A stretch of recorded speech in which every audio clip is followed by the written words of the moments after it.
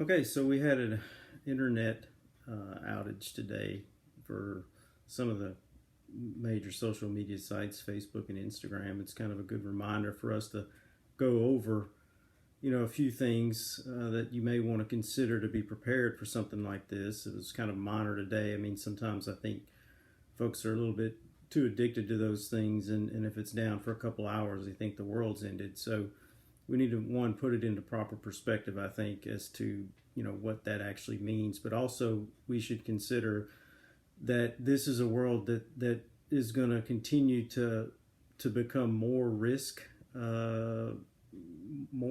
when it comes to online activities. Cyber attacks are an increasing tool of foreign governments and criminal organizations to try to disrupt normal life. And you see the types and extent of the attacks increasing. And of course, we know that a lot of these multinational organizations keep trying to remind us of future cyber events that they believe are going to occur, and that normally means that they will occur. So they're going to become more frequent and more disruptive to our daily life. I think it was just a week or two ago that we saw an AT&T disruption.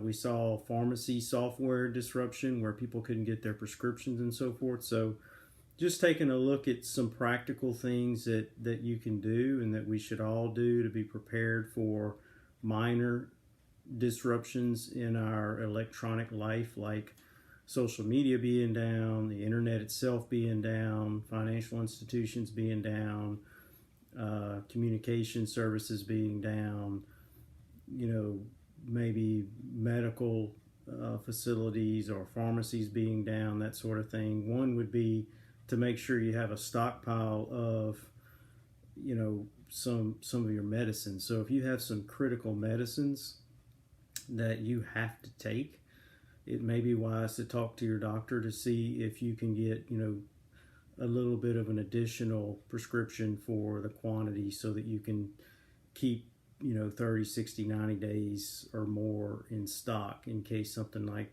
the pharmacy disruption were to happen again.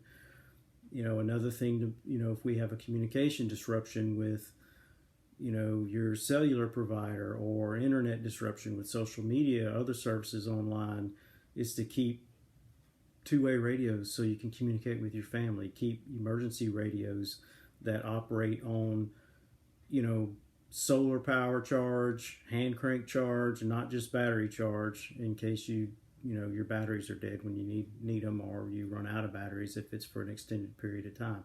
Another thing you can consider doing and should do is keep some cash on hand at all times. I mean, it's very normal for us these days to never have cash in a lot of cases, depending on where you live or the type of environment you're in. But at least in the U.S., it's very often that we no longer carry cash, and that's probably not a good thing.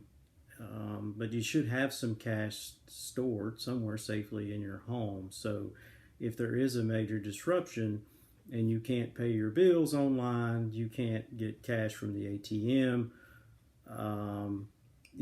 there's some other disruption event that's related to online access to your finances, having that cash on hand would be wise. And a good rule of thumb would be to consider what is your monthly must-have expenses, from like gasoline costs and bills that you think couldn't be, if it was a general event, I'm sure that, missing a month on some of your bills, those companies would allow it. But what is your monthly critical bills expenses, and keep that much cash on hand in your house so you can at least get through a month of emergency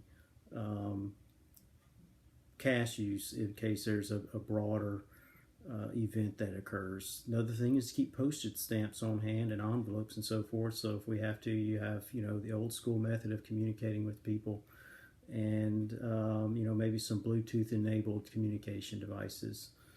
So hopefully this was a good reminder for us again today. And if you like this video, please like, share, and subscribe. Thanks.